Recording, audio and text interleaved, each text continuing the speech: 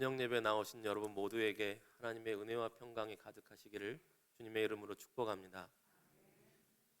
나단과 솔로몬이란 제목으로 말씀의 은혜를 나누고자 합니다. 열왕기상은 그냥 읽으면 좀 어려운 말씀이기도 합니다. 때로는 종종 어떤 분들은 이스라엘 남의 역사를 우리가 왜 봐야 되는가 그렇게 이야기를 하기도 합니다. 그런데 하나님의 언약 백성들, 하나님의 택함 받은 백성들, 주의 거룩한 백성들은 이 열왕기 말씀도 이렇게 찬찬히 살펴보면서 가끔 공부하면서 이렇게 보시다 보면 많은 은혜를 또 많은 교훈을 받을 수 있을 줄로 믿습니다. 저는 열왕기상 말씀을 처음 본 게 고등학교 3학년 때였습니다. 왜냐면 고등학교 3학년 때 교회를 처음 다녔거든요. 교회를 처음 다니고 은혜를 많이 받아서 고등학교 3학년 때 교회를 떠난다고도 하지만 저는 그때 교회를 다녔기 때문에 고3 안에 성경을 일독했습니다. 그리고 열왕기상을 보다가 그때 제 기준으로 굉장히 놀라운 것을 발견했습니다. 그때 제 수준에서는 굉장히 놀라운 일이었습니다.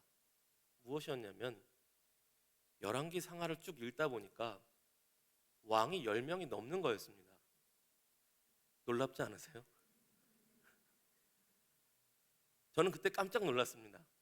분명히 왕이 10명 있겠지 하고 열심히 성경을 읽었는데 왕이 10명이 넘는 거예요. 이게 어찌된 일인가? 성경이 거짓인가? 예, 고3 초신자 나이로서 보기에는 굉장히 충격적인 일이었습니다. 나중에 보니까 이제 선생님들께 물어보니까 열왕기의 열이 10명이라는 뜻이 아니라 나열하다라는 뜻이더라고요. 그러니까 왕들의 이야기를 나열한 책, 그게 열왕기였습니다. 나중에서야 이해가 되었죠. 혹시 지금도 그렇게 알고 계신 분이 계시다면 이제 몰랐던 척 하지 마시고 원래 알았던 것처럼 표정을 지으시면서 아이고 이렇게 당연하게 여기시면 됩니다. 왕이 10명이 아니었습니다. 왕들의 이야기를 나열한 책이었습니다. 그래서 우리 성경 구분에서는 역사서로 구분하거든요. 창출, 레민신, 수산, 루사마, 왕하, 데아, 스느에까지가 역사서로 구분을 합니다. 그 다음에 선지서가 나오죠. 이제 욥시 잠전하 이렇게 지혜서가 나오고 사렙 에겔단, 대선지서가 나오고 그다음에 소선지서가 이렇게 나오게 되는데 열왕기니까 왕들의 이야기 조선왕조실록처럼 생각하고 읽다가 좀 더 특이한 점을 발견했어요. 왕들의 이야기일 줄 알았는데 웬 선지자가 이렇게 많이 나오지? 나단 선지자가 중요한 역할을 하고 엘리야 선지자가 나타나고 엘리사 선지자가 나타나고 그냥 일반 역사서하고는 참 다르구나라는 생각을 했습니다. 그런데요, 나중에 공부를 하다 보니까 우리 개신교에서는 이걸 역사서로 분류를 하는데 유대인들은 선지서로 분류한다는 사실을 알게 되었습니다. 유대인들은요, 전기 선지서, 후기 선지서를 나누는데 신명기 이후에 나온 책들을 전기 선지서로 분류를 합니다. 여호수아, 사사기, 사무엘 상하, 열왕기 상하를 다 전기 선지서로 분류를 해요. 기준은 신명기의 말씀을 어떻게 지켰는가, 신명기의 말씀을 따라 지켰을 때 하나님께서 그 말씀대로 정말 역사하셨는가, 신명기의 말씀을 따라 지키지 못했을 때 정말 그 말씀대로 이스라엘 민족이 흥왕성쇠가 하나님의 인도하심 따라 이루어졌는가, 그리고 그 가운데 있던 수많은 백성들을 신명기의 말씀으로 신신당부하신 그 신명기의 말씀으로 다시금 돌이키게 했던 수많은 선지자들이 등장했던 이야기가 여호수아, 사사기, 사무엘 상하, 열왕기서였던 것입니다. 유대인들은 지금도 그렇게 보더라고요. 그것도 나름 일리가 있다고 생각을 합니다. 그런 기준으로 본다면요, 하나님께서는 이 책을 우리는 열왕기라고 했지만, 그래서 왕에 관심을 두지만 열왕기 내용을 쭉 읽다 보면 하나님께서 왕에게 관심을 두시긴 하지만 그렇게 막 왕을 높여서 대단한 인물로 만들려는 이야기가 없습니다. 그냥 평범한 사람 중에 하나로서 왕이 살았던 이야기를 평범하게 기술을 하고 있어요. 심지어 그 위대한 다윗조차 오늘 시작하는데 나이 들어 병들어 쇠약하더라라는 이야기로 시작을 합니다. 왕의 이야기를 멋있게 꾸며야 되는데 그렇지가 않아요. 왜냐하면 평범한 역사서가 아니라 선지서적인 역사서인데 그 얘기는 하나님 말씀을 기준으로 하나님의 관점으로 보고 계신 왕과 백성들의 이야기 속에서 하나님은 왕에게만 관심을 두시지 않는다는 것입니다. 사람들의 역사는 왕에게만 초점이 돼 있어요. 그것도 승리한 왕, 이긴 왕에게만 초점을 가지고 역사서를 기록하게 되지만 하나님께서는 그렇지 않으십니다. 일반 역사서는 왕에게만 관심을 가지고 누구에게는 관심이 없냐면 백성에게는 관심이 별로 없습니다. 일반 역사서는요. 승리한 정복자, 승리한 왕을 기준으로만 역사가 기록되고 그 당시의 평범한 소시민들의 이야기는 일반 역사서는 크게 관심이 없어요. 그런데 성경의 이야기는 다릅니다. 백성에게 관심이 있어요. 왜냐하면 하나님께서는 하나님의 백성들과 같이 살기를 너무나 원하시기 때문이죠. 우리 성경 말씀을 한 구절 보길 원하는데요. 출애굽기 15장 17절 말씀입니다. 우리 화면으로 보겠습니다. 출애굽기 15장 17절 말씀 같이 읽습니다. 시작. 주께서 백성을 인도하사 그들을 주의 기업의 산에 심으시리이다. 여호와여, 이는 주의 처소를 삼으시려고 예비하신 것이라. 주여, 이것이 주의 손으로 세우신 성소로소이다. 아멘. 하나님의 백성들을 한 산에 심으시는데 그 백성들을 하나님의 처소로 삼으셨대요. 그 산은 어떤 면에서 특별히 중요하진 않습니다. 꼭 그 산이어야 하나님께서 처소를 삼으시는 것은 아니었어요. 하나님께서 중요하신 것은 그 산이 아니라 그 백성들이었습니다. 내가 그 백성들을 나의 처소를 삼을 것이며 내가 그 백성들을 나의 성소를 삼을 것이다. 내가 나의 성막, 성전은 그 산도 중요하지 않고 텐트도 중요하지 않고 건물도 중요하지 않고 내 백성이 중요하다. 나는 내 백성들과 함께 살 것이다. 이것이 하나님께서 출애굽하여 백성들을 인도하신 목적이었습니다. 그리고 그들의 지도자, 그들의 왕은 누가 되는가? 18절 이어서 보시면요, 출애굽기 15장 18절입니다. 같이 읽습니다. 시작. 여호와께서 영원 무궁하도록 다스리시도다 하였도다. 아멘. 그들의 백성의 왕은 하나님이셨습니다. 그래서 왕을 따로 두실 필요가 없었어요. 모세가 그들에게 어느 왕 못지않은 권력을 가지고 인도했지만 후계자를 자기 아들을 삼지 않습니다. 왜냐하면 모세는 왕이 아니거든요. 목자로 부르심을 받았죠. 하나님이 왕이십니다. 여호수아도 마찬가지입니다. 여호수아 이후에 후계자를 사실 두지 않아도 큰 문제는 아니었습니다. 이스라엘 백성들이 제사장들과 함께 언약의 말씀을 붙들고 하나님만 왕으로 섬기며 살았다면 사사기 시대도 사실은 문제가 없었습니다. 그런데 그들이 하나님을 왕으로 섬기기를 거절한 것이죠. 그래서 자꾸 다른 왕을 달라고 요구하기 시작했던 것입니다. 어쩔 수 없이 하나님께서 허락을 하신 사울 왕과 그 다음 하나님 마음에 합한 다윗 왕을 세우시기에 이르신 것이었죠. 그래서 이 열왕기상은요, 선지자들을 왕들의 이야기 사이에 숨어 있는 사이사이에 들어가 있는 선지자들을 통하여서 하나님께서 그 나라가 어떻게 하나님 나라로, 이스라엘 민족이 그냥 이스라엘 역사로 끝나는 것이 아니라 하나님 나라 백성으로 이뤄가고 살기를 원하시는지 그 마음을 선지자들을 통해서 우리가 알 수 있다는 것입니다. 그 열왕기가 오늘 이렇게 시작합니다. 열왕기상 1장 1절 말씀 다시 한번 같이 보시겠습니다. 같이 읽습니다. 시작. 다윗 왕이 나이가 많아 늙으니 이불을 덮어도 따뜻하지 아니한지라. 아멘. 다윗 왕이 나이가 많았다고 합니다. 보통 열왕기상 딱 시작하려고 그러면 다윗의 멋진 업적을 좀 한 번 더 얘기해주고 해도 좋으련만 시작부터 다윗 왕이 나이가 많아 늙으니 이불을 덮어도 따뜻하지 아니한지라 이렇게 나옵니다. 생명의 불이 꺼져가고 있다는 것입니다. 어린 아이들 보면 그렇지 않더라고요. 어린 아이들 보면 걱정스러울 만큼 벗고 다녀요. 유치원 아이들, 초등학교 1, 2학년 아이들 그냥 팬티바람에 내복바람에 막 베란다 막 뛰어가고 막 잠바도 안 입으려고 그래요. 부모님 마음에 야 이렇게 추운데 잠바 좀 입고 나가. 그럼 그냥 대충 나갑니다. 열기가 막 넘치는 거죠. 그런데 몸에서 생명의 열기가 다윗이 꺼져가고 있었습니다. 그래서 신하들이 자기들 나름대로 자구책을 간구한 것이 젊은 여인을 첩으로, 자기들 임의로 첩으로 만들어서 다윗 왕과 동침하도록 그렇게 결정을 내렸습니다. 뭐 높은 대신들 가운데 그게 치료법이었던 경우도 있다고 하지만 그냥 치료법을 넘어서 첩을 삼아서 조금이라도 생명 연장을 해서 다음 왕을, 후계자를 지목하게 하려는 신하들의 고육지책이었겠죠. 여러분, 우리 다윗이 얼마나 대단한 사람인지는 여러분 아시잖아요. 지금도 이스라엘 국가의 국기는 다윗의 별로 되어 있습니다.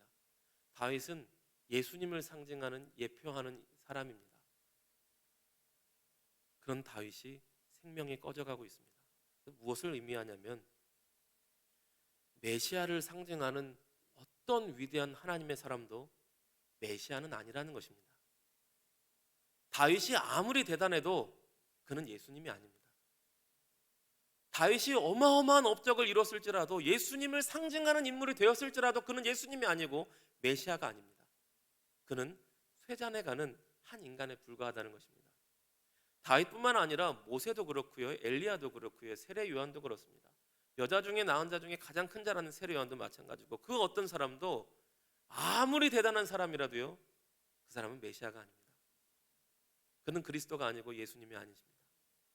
여러분, 우리를 구원하실 구원자는 오직 하나님의 아들, 십자가에서 달려 죽으셨다가 부활하신 예수 그리스도 한 분뿐이신 줄로 믿습니다. 그러므로 아무리 대단해 보이는 사람이 있어도요, 하나님처럼 쫓지 마십시오. 이 말이 좀 조심스러울 수 있지만 아무리 유명한 부흥사 목사님이 있어도요, 하나님처럼 쫓지 마십시오. 죄송하지만 그분도 예수 그리스도의 십자가 보혈로 대속함을 받아야 될 한 범죄한 인간에 불과합니다. 아무리 유명한 분도, 아무리 대단한 목사님도 메시아처럼, 예수님처럼 돼서는 결코 안 될 줄로 믿습니다. 왜 그러냐면요, 그런 성품을 가진 분들이 결국 어디로 가냐면 자칫 잘못하면 이단으로 가더라고요. 그런 성품을 가지고 있다가 또 어떤 사람을 마치 메시아처럼 섬기려는 그 성품을 가지고 있는데, 정상적인 목사님들은 그거 다 거절하거든요. 그러지 마십시오라고 다 거절합니다. 정상적인 목사님들은 다 보통 다 그러세요. 그런데 그걸 즐기는 사람들이 있어요. 이단의 교주들이 그래요. 그럼 정상적인 목사님들은 그걸 다 거절하니까 그렇게 사람을 하나님처럼 섬겨야만 직성이 풀리는 분들은 정상적인 목사님들에게서 만족을 하지 못하고 결국 이단으로 가는 경우가 아주 많습니다. 여러분, 모든 사람은 범죄하여 하나님의 영광에 이르지 못합니다. 오직 우리 주 예수 그리스도 외에는 우리가 경배하고 섬기며 예배하고 믿고 의지할 분이 없는 줄로 믿습니다. 그런데 다윗이 이렇게 힘들어하는 때에 그 아들 중에 한 명이 반란을 일으킵니다. 우리 5절 6절 말씀 한번 보실까요? 5절 6절, 열왕기상 1장 5절 6절 말씀 같이 보시겠습니다. 시작. 그때에 핫깃의 아들 아도니아가 스스로 높여서 이르기를 내가 왕이 되리라 하고 자기를 위하여 병거와 기병과 호위병 50명을 준비하니 그는 압살롬 다음에 태어난 자요 용모가 심히 준수한 자라. 그의 아버지가 내가 어찌하여 그리하였는고 하는 말로 한 번도 그를 섭섭하게 한 일이 없었더라. 아멘.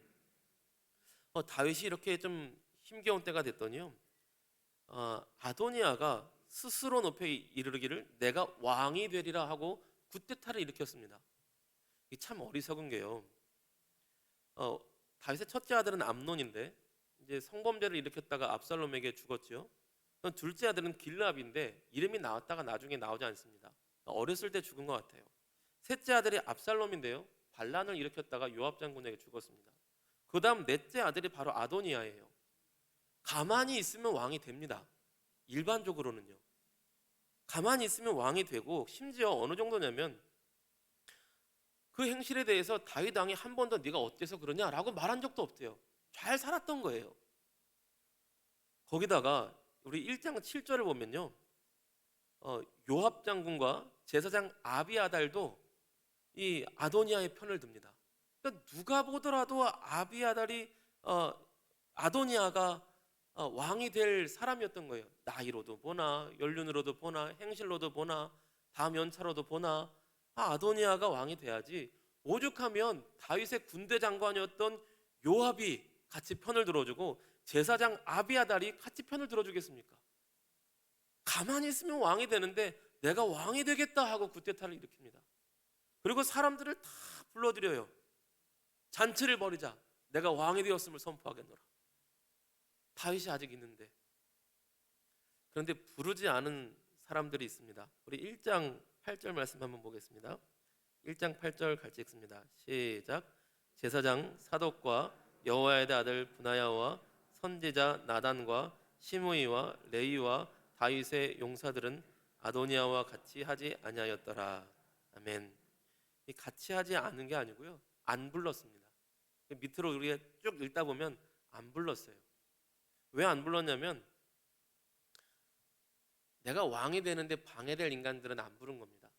소수의 인간들, 아주 소수의 힘없는 소수, 나단 선지자 1명, 그리고 몇몇의 용사들, 그리고 솔로몬 부르지 않았습니다.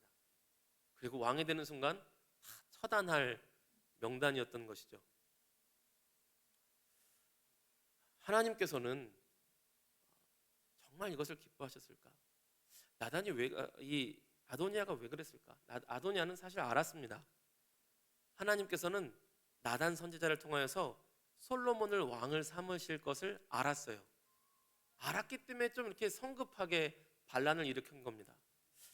우리 사무엘하 7장 12절 말씀 한번 보실까요? 사무엘하 7장 12절 13절 말씀 두 구절 보겠습니다. 시작. 내 수완이 차서 내 조상들과 함께 누울 때에 내가 내 몸에서 날 내 씨를 내 뒤에 세워 그의 나라를 견고하게 하리라. 그는 내 이름을 위하여 집을 건축할 것이요 나는 그의 나라 왕위를 영원히 견고하게 하리라. 아멘. 말씀 잠깐만 놔둬보세요. 내가 너의 몸에서 날 씨를 내 뒤에 세워. 너의 몸에서 이미 난 씨가 아니라 앞으로 날 씨예요. 앞으로 날 아들. 예, 됐습니다. 앞으로 날 아들에게 왕권을 주시겠다는 하나님 말씀이었어요. 그러면 이미 아들들이 있었는데 그 아들들은 아니다라고 하나님 하신 거예요. 앞으로 아들이 날 것이다. 그 아들이 누구냐면 솔로몬이었습니다.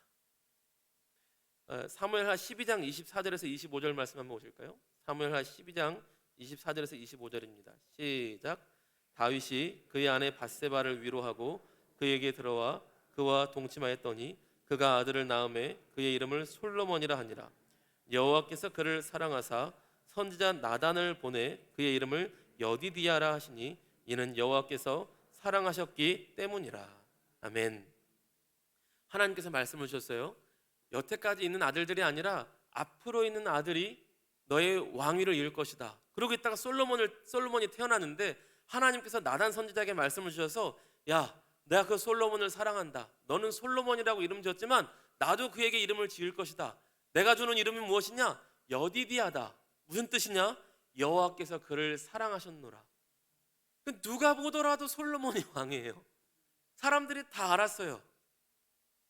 그런데 이 아도니아가 얘만 조용히 처리하면 내가 왕이 되는데 뭐하러 가만히 있겠나 하고 인간적인 방법으로, 인간적인 역사로 요압 장군과 연합하고 제사장을 섭외해서 반란을 일으킨 겁니다. 인간적인 방법으로는 다 될 것 같았어요. 다 이루어진 것 같습니다. 잔치를 벌였어요. 송아지를 잡고 소를 잡고 잔치를 벌이고 있습니다. 그런데 결국은 나단 선지자의 중간 개입을 통해서 밧세바가 발언을 함으로 결국은 솔로몬이 왕으로 세워지게 됩니다. 여러분, 이게 무슨 뜻이냐면요, 여러분, 이 말씀을 딱 보면 우리들은 이런 고민을 합니다. 나는 아도니아인가 솔로몬인가? 하나님께 나는 인간적인 방법으로 하다가 버림받는 자인가 택함받은 솔로몬인가? 여러분, 제가 주님의 이름으로 선포합니다. 여러분은 모두 택함받은 왕 같은 제사장인 줄로 믿습니다. 모든 언약 백성들은 하나님께 택함받은 왕 같은 제사장임을 믿으시고 안심하시기 바랍니다. 하나님께서 솔로몬을 세우세요. 여기에 담긴 의미가 무엇이냐면 이 백성은 언약 백성인데 이 언약 백성은 인간적인 방법으로 세우는 것이 아니라 누가 왕인가? 인간적인 방법으로 구테타를 세우는 사람이 왕인가? 아니다. 하나님께서 왕을 세우신다. 그 얘기는 무슨 뜻이냐면 진정한 왕은 하나님이시다 라는 것을 선포하고 계시는 거예요. 솔로몬을 세우셨다는 것은 하나님의 말씀을 따라 세우셨다는 것인데 이스라엘 백성의 언약 백성의 진정한 왕은 하나님 한 분이시다. 그러므로 왕을 내가 택하였노라. 이 사인을 계속 주시고 계신 것입니다. 그래서 이스라엘 백성들이 계속 바라봐야 될 진정한 왕은 하나님이셨습니다. 여러분, 그래서 오늘날도 마찬가지입니다. 여러분, 우리가 주인으로 삼을 수 있는 것, 왕처럼 삼는 것이 얼마나 많은지 몰라요. 나의 가치관, 나의 경험, 나의 철학, 유튜브에서 나오는 수많은 말씀들, 뉴스에서 나오는 수많은 경험들, 자기계발서, 얼마나 많은 것들이 우리를 인도하고 우리의 왕의 자리를 차지하려고 하는지 모르겠습니다. 여러분, 우리도 이 말씀을 보면서 우리 교훈을 삼아야 됩니다. 여러분, 우리에게도, 이스라엘 백성에게도 하나님은, 왕은 오직 하나님 한 분뿐이신 줄로 믿습니다. 저와 여러분이 온전히 복종하고 순종할 우리의 왕, 하나님 한 분뿐이신 줄로 믿고 순종하시기를 주님의 이름으로 축복합니다. 마지막 교훈 하나 드리고 말씀을 마치고자 하는데요. 당시에 솔로몬은 참 어렸습니다. 아도니아에 비하면 힘이 너무 없었어요. 아도니아가 왕에 대해서 죽이면 죽을 위험에 있는 힘이 없는 자였습니다. 그런데 그가 왕이 됐어요. 하나님께서는 언약의 말씀을 따라 다윗과 솔로몬에게 맺은 언약 그대로 가장 힘이 없던 솔로몬을 정말 말씀 그대로 왕으로 세우신 것입니다. 여러분, 우리 언약 백성들은요, 하나님 나라 백성들은요, 세상의 기준으로 보기에 참 힘이 없고 연약할 때가 있어요. 그런데 우리에게는 변수가 있습니다. 세상 사람들이 세상 권력과 세상 방법으로 이기적인 방법으로 살아갈 때에 그들이 알지 못하는 변수가 있어요. 바로 하나님의 역사하심입니다. 저와 여러분은 솔로몬과 같이 택함받은 하나님의 백성들이요, 왕같은 제사장들인 줄로 믿습니다. 때로는 세상 백성들이 보기에 저렇게 힘없는 사람들이 교회에 모여서 뭐 한다고 그럴지 모르겠어요. 근데 세상 사람들이 알지 못하는 우리 삶의 역사하시는 변수가 있습니다. 온 우주 만물을 창조하신 하나님께서 바로 우리 왕이 되시며 우리의 목자가 되신다는 것입니다.